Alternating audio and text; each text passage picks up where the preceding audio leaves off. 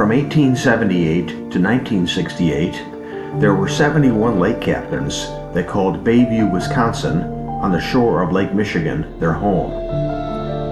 While they lived here, they captained 195 different ships, from tugboats to schooners to steamships, in voyages that took them to every one of the Great Lakes.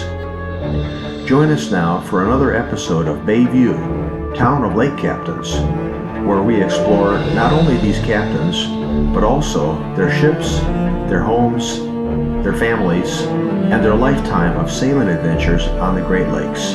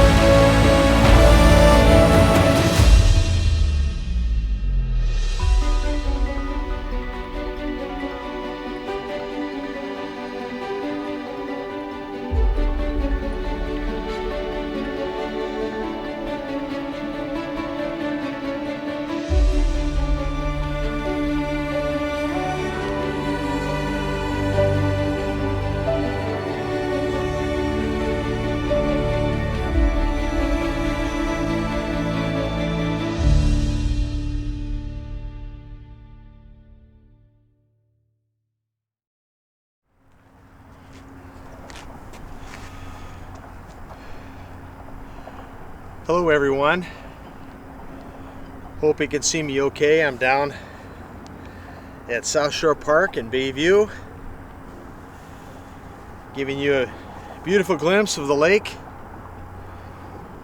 this late September afternoon.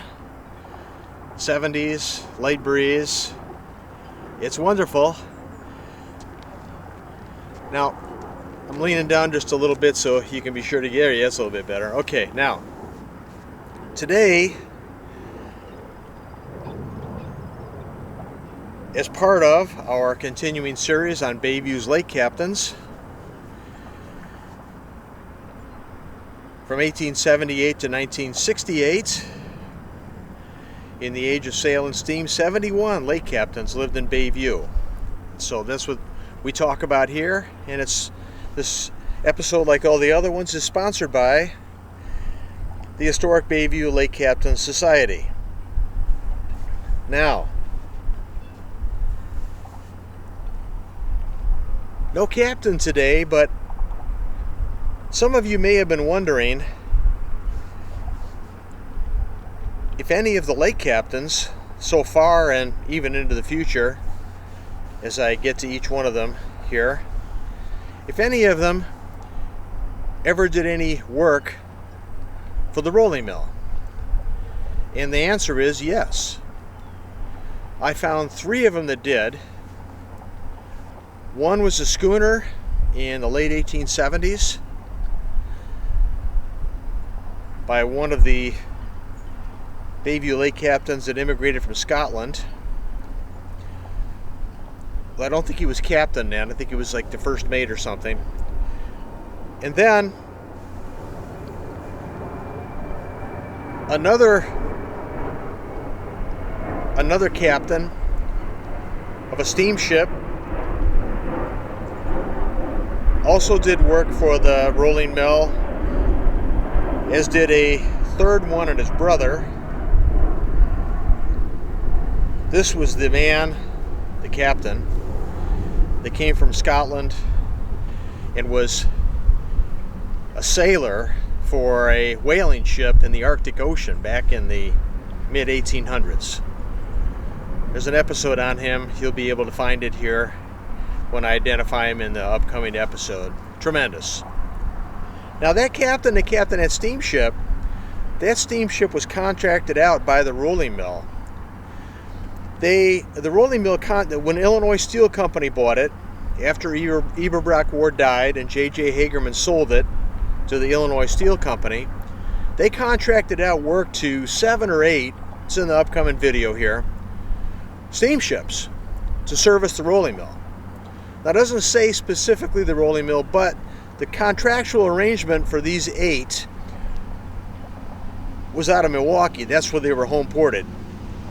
And the Illinois Steel Company had factories down in Illinois, so I'm not saying that they exclusively serviced the rolling mill, but undoubtedly going back and forth between here and Chicago and taking product and bringing raw materials back in from Lake Superior, undoubtedly. Pretty sure that Illinois Steel Company contract for those 8 ships here in Milwaukee serviced the rolling mill. And regardless of that, I've got those 2 captains, and 1 mate that I've confirmed that did. There were undoubtedly more, but that's what I could find. So, kind of interesting.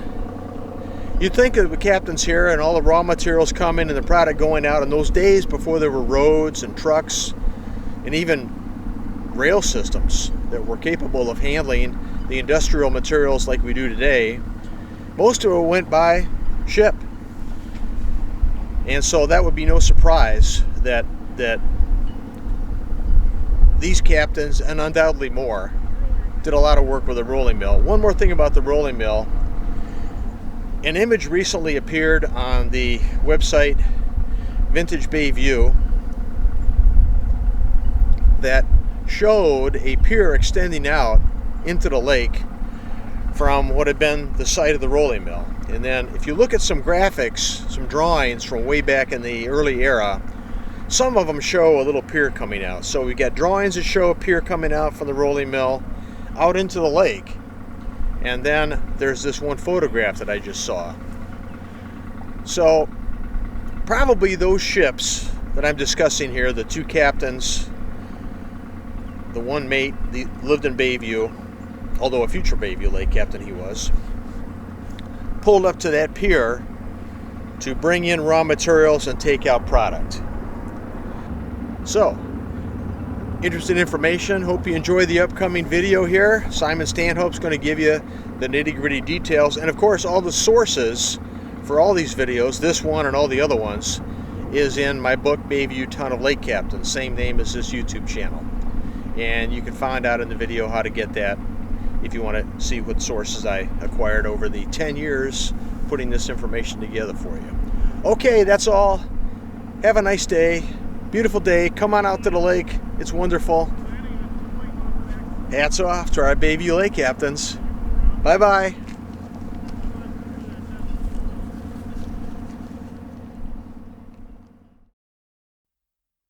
Welcome to another installment of Bayview, Town of Lake Captains, where we discuss the lives of the 71 different lake captains that once lived in Bayview, Wisconsin, during the late 19th and early 20th centuries, in the age of sail and steam. This discussion will include their ships, their homes, their families, and their lifetime of sailing adventures on the Great Lakes. Some of you that have been following this channel may be wondering, did any of Bayview's lake captains service or support the rolling mill with their ships? Today we will be discussing just that. However, only 2 captains, and a third, though he wasn't living in Bayview at the time, were absolutely confirmed to have done so, bringing raw materials into the mill as well as sailing out with its finished products to the market. Surely there were others. Some reports reinforce things already known about these captains, such as their ships and/or their use of consorts or barges carrying cargo that were towed behind them.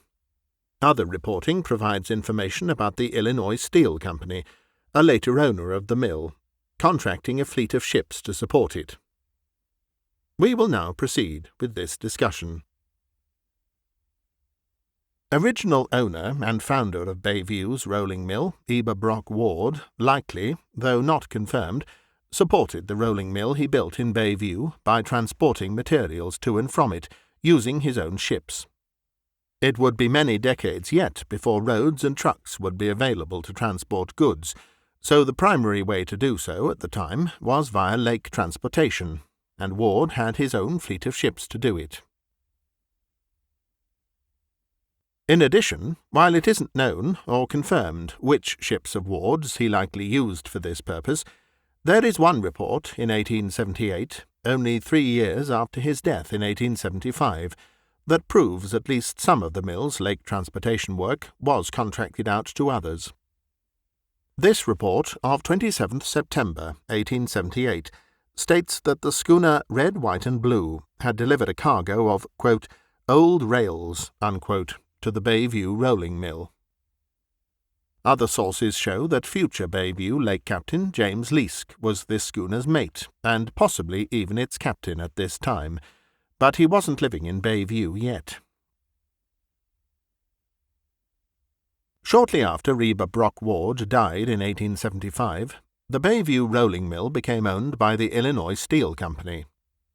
In 1890, the Illinois Steel Company is confirmed to have contracted a fleet of 7 ships, owned by the Interocean Transportation Company, based in Milwaukee, to haul iron ore from Escanaba, Michigan, in Lake Superior, down to Illinois, with a likely, though not confirmed, stop along the way at the Bayview rolling mill.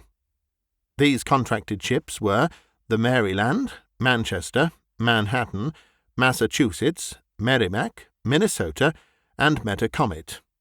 All were steamships, except for the Metacomet, which was a schooner. It's possible, if not probable, that some of these ships and others had been supporting the rolling mill for many years before this. For example, the Merrimack was at one point a schooner barge that had been converted to a steamship in 1884, and was being towed by the steamship Massachusetts, carrying iron ore out of Escanaba as far back as 1882. The fact that all 7 of these ships were owned, operated, and home-ported in Milwaukee, plus their hiring by the owner of the Bayview rolling mill, the Illinois Steel Company, makes it highly likely they brought down iron ore to put into the blast furnaces in Bayview on their way south to supply the company's other operations. Of particular interest, on 7th August 1890, the brand-new steamship Maryland carried the largest cargo of iron ore to date on the Great Lakes, departing from Escanaba, Michigan.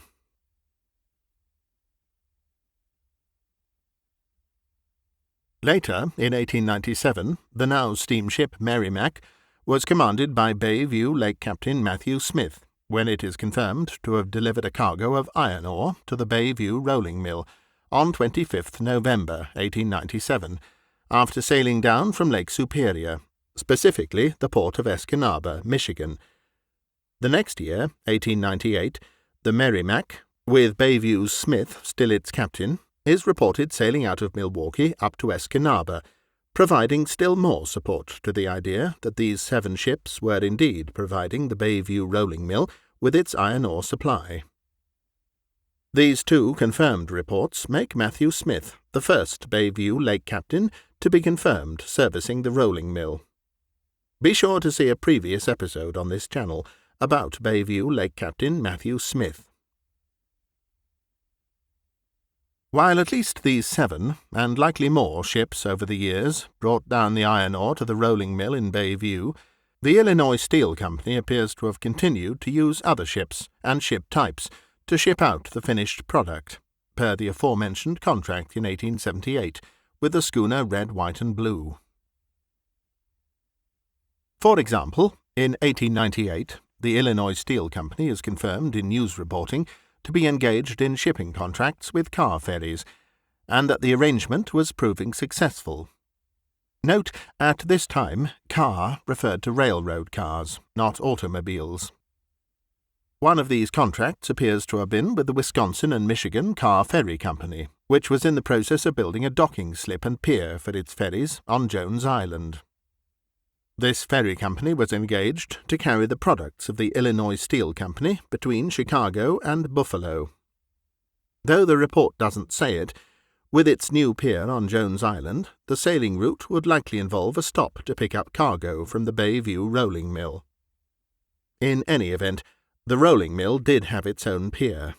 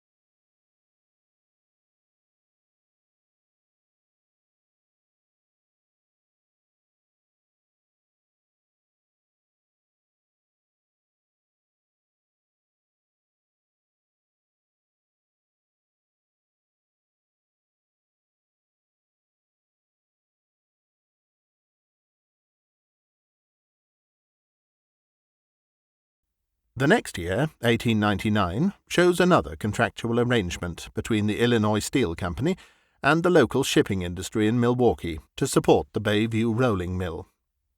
This time, the contract would be fulfilled by Bayview Lake Captain Thomas Leask, an immigrant from Scotland who had previously been a whaler in the Arctic Ocean in the mid-1850s before coming to live in Bayview. Thomas is only the second captain to be identified transporting products for the rolling mill while living in Bayview. The other was Captain Matthew Smith, who captained the Merrimac, discussed previously. In Thomas Leask's case, he was captaining the schooner barge Harold, which was being towed by his brother Henry, who never lived in Bayview, who was captaining the steamer P.J. Ralph. Brother towing brother, supporting the mill. They had a one-year contract from 1899 to 1900 with the Illinois Steel Company to transport steel and rails. And this, therefore, is the sum of information found after years of research. While only a few ships and just 2 Bayview Lake captains were found, plus another captain that would live in Bayview in the future, there were undoubtedly many more. Could the rolling mill have owned other ships? Most likely. Could more Bayview Lake captains have been contracted to transport cargo to and from the Bayview rolling mill? Certainly. Perhaps an enterprising future Bayview researcher can find the rest of them. Thanks for watching. This photograph isn't about Bayview or its lake captains, but it's from the same era of Great Lakes maritime history. We thought we'd close with it for enjoyment, as it captures the spirit of the era. If you'd like to read more details about Bayview Lake captains and ships contracted to support the rolling mill, as well as the sources for the information contained in today's video, you can find these and more in the book Bayview, Town of Lake Captains, for sale now by individual volumes on both Amazon.com and HenschelHouseBooks.com.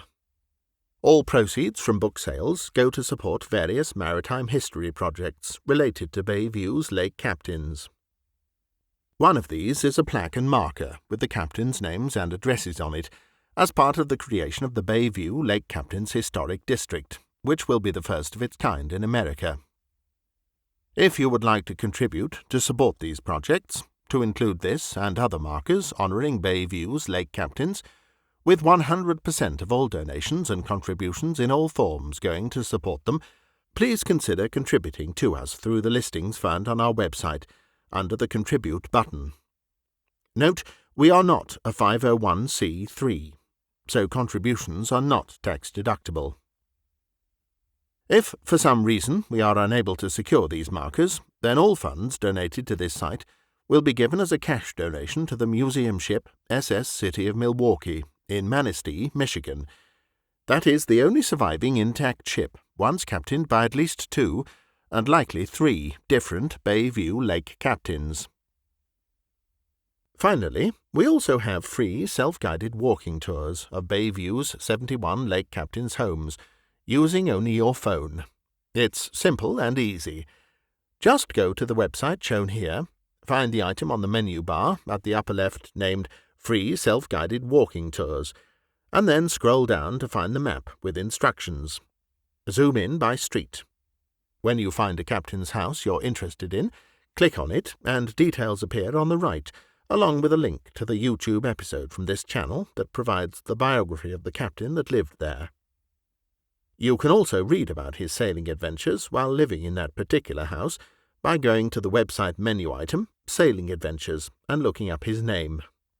It's free, fun, and available any time you're out walking. Just bring along your phone. I'm Simon Stanhope, narrator for these episodes. Join us again soon for the next chapter of Bayview, Town of Lake Captains.